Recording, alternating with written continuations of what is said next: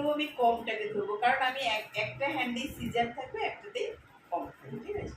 এটাকে আমি কি করবো, এই দুটো হাতে আমি সুন্দর করে ধরবো, ঠিক আছে। এইভাবে, এই যে দেখতে পাচ্ছি দুটো ফিঙ্গার এখানে থাকলো, আর এই হাতটাতে এর চাপটা থাকবে।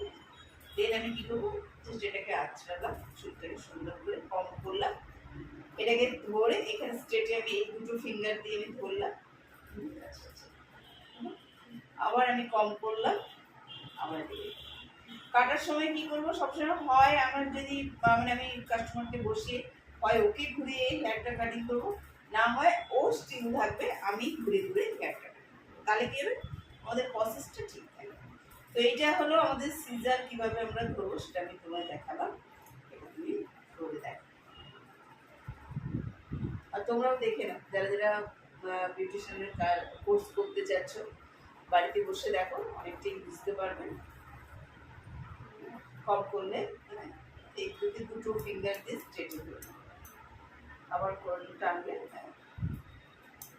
একদম হাতে তুমি একদম, হ্যাঁ